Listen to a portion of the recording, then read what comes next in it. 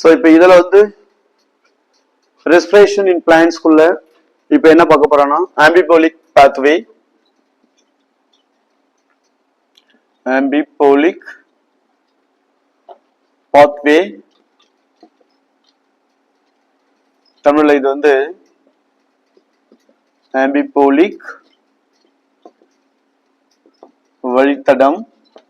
இதோட இன்னொரு பெயர் தமிழ் வந்து இரு நிகழ்வு வழித்தடம் எனவும் சொல்லாங்க. வழித்தடம். ஆம்பினா டூ. ஸோ வெதர் ஆம்பிபியன்ஸ் அப்படின்னா நம்ம சொல்றோம்ல, which lives both terrestrial and aquatic conditions. நீர் நிலத்தில் வாழக்கூடியவை தான் ஆம்பிபியன்ஸ் இல்லையா. அப்படா ரெண்டு விஷயங்களை குறிப்பிடப்படுது. அது மாதிரி இங்க ஆம்பிபோலிக் அப்படின்னா, so nothing but ambipolic means they consist of two way like catabolism, another one is anabolism. அதாவது சிதை மாற்றம் வளர் மாற்றம் ரெண்டும் சேர்ந்தது தான் metabolism. catabolism plus anabolism equal to metabolism. This is a metabolic reactions. So ambibolicsனா ஒரு மூலக்கூறு உடைதல் நிலையில கேட்டபாலிக்ஸா இருக்கும். அதாவது கேட்டபாலிஸ்ட் அப்படின்னா கெமிக்கல்ஸ் வாஸ் பிரேக் டவுன், மூலக்கூறுகள் உடைஞ்சிருக்கும். அதாவது ஒரு வினையில மூலக்கூறுகள் உடைக்கப்படுமானால் break downs of molecules known as the catabolism and formation of molecules known as the anabolism. அப்ப சிதை மாற்றங்களுக்கும் வளர் மாற்றங்களுக்கும் ரெண்டும் இணைந்து நடக்கிற ஒரு வினைக்கு பேர் தான் ஆம்பிபோலிக். சிதை மாற்றமும் வளர் மாற்றமும் இணைந்திருக்கும், அதனால இதுக்கு பேரு ஆம்பிபோலிக் அல்லது இரு நிகழ்வு வழித்தடம் என்று சொல்லலாம். So this is chemicals. இது எல்லாமே நமக்கு தெரியும். Fat, carbohydrate, proteins, major organic molecules இது எல்லாமே. So whatever fat or carbohydrate and proteins as a molecules, இது எல்லாமே வந்து ஒரு compound composed by the smallest molecules.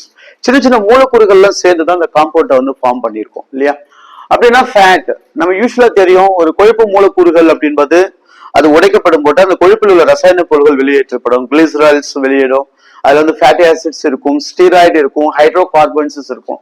அதே போல நீங்க கார்போஹைட்ரேட்டுகளை உடைச்சிங்க அப்படின்னா, லைக் உங்களுக்கு தெரியும் ஒரு கார்போஹைட்ரேட் வந்து காமன் மாலிகூல்ஸ்ல பாலிசாக்ரைடு, டைசாக்ரைடு, மோனோசாக்ரைடு, ஓலிகோசாக்ரைட்ஸ் நிறைய இருக்கும். அப்ப கார்போஹைட்ரேட் வந்து நீங்க பிரேக் பண்ணும்போது ஃபைனலி அது என்ன கிடைக்கும், சிம்பிள் சுகரா கிடைக்கும், லைக் குளுக்கோசஸா அது கிடைச்சிடும் அப்படின்னு சொல்றாங்க. Finally proteins. So proteins made up of amino acids. Amino அமிலங்களால் தான் புரதங்கள் வந்து உருவாக்கப்படுது. அப்போ புரோட்டீன்ஸை நம்ம பிரேக் பண்றோம் அப்படின்னு பாத்தீங்கன்னா கேட்டபாலிசிஸ்ல புரோட்டீன்ஸ் வந்து உடைஞ்சுன்னா கண்டிப்பா அது என்னவா இருக்கும்னா இந்த அமினோ ஆசிட்ஸ் கிடைக்கும். பை தி புரோட்டியேஸ் என்சைம்ஸ் மூலமா இது கிடைக்கும். நமக்கு நிறைய அமினோ ஆசிட் தெரியும். Essential type, non essential type amino acids இருக்கு. வாலின், புரோலின், லூசினின், பினைலின், glycine, lysine, leucine, isoleucine, tryptophan, methionine, keratins, எத்தனையோ அமினோ ஆசிட்ஸ் இருக்கு. ஸோ அதெல்லாம் சேர்ந்து புரதங்களா உருவாக்கப்படும். அப்ப புரதங்களை உடைச்சா அமினோ ஆசிடா மாறும். அது மாதிரி கார்போஹைட்ரேட் உடைச்சிங்க அப்படின்னு கேட்டா அந்த டைசாக்ரைடா மாறும். டைசாக்ரைடு வந்து மோனோசாக்ரைடு, குளுக்கோசஸாக மாறதுக்கான பாசிபிலிட்டிஸ் இருக்கு. அது மாதிரி கொழுப்பு நீங்க உடைச்சிங்க அப்படின்னா அந்த கொழுப்பு அமிலங்களாகவும் கிளிசரால்ஸாகவும் மாற்றப்படும். அப்ப இந்த வழித்தடத்துல இந்த மூலக்கூறுகள் சிதைந்து எப்படி பயணிக்கிறது அப்படின்றத கொடுத்துருக்கு. அவ்வளவுதான். அப்ப கொழுப்பை உடைக்கும் போது என்ன கிடைக்கும்னு கேட்கிறா, அது ஃபேட்டி அமிலங்களும் மற்றும் கிளிசரால் வேதிப்பொருட்களும் இது கிடைக்கிறது. கார்போஹைட்ரேட் உடைச்சது மாதிரிலாம் கிடைக்கும்.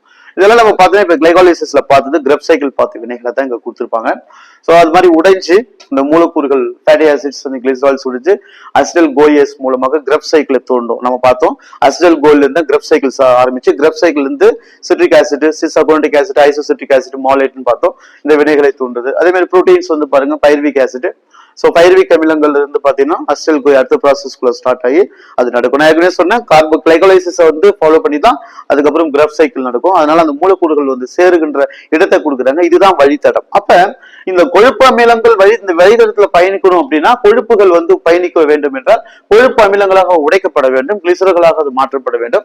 கிளிசர்கள் இந்த பயணத்தில் தொடர்ந்து இயங்கணும் அப்படின்னு கேட்டா பாஸ்போ கிளிசரிக் ஆசிட் அது கன்வெர்ட் ஆக்கப்படணும். அப்படி கொஞ்சம் கொஞ்சமா மூலக்கூறுகள் உடைந்துதான் அடுத்த கட்ட நிலைப்பாடுகளுக்கு அது வரும். This is known as the amphibolic pathways.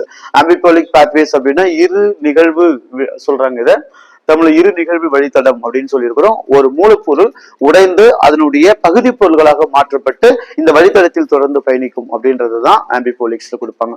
So இது மாதிரி ஒவ்வொரு மூலக்கூறுகளும் அது உடைக்கப்பட்டு அடுத்தடுத்த நிலைப்பாடுகள்ல இந்த வழித்தடத்துக்குள்ள செல்கிறது அப்படின்னு ஞாபகம் வச்சுக்கோ. இதெல்லாம் நம்ம பார்த்துட்டோம் கிளைகாலிசிஸ்ல, கிரெப் சைக்கிள்ஸ்ல பார்த்துருக்கோம். ரைட். அடுத்தது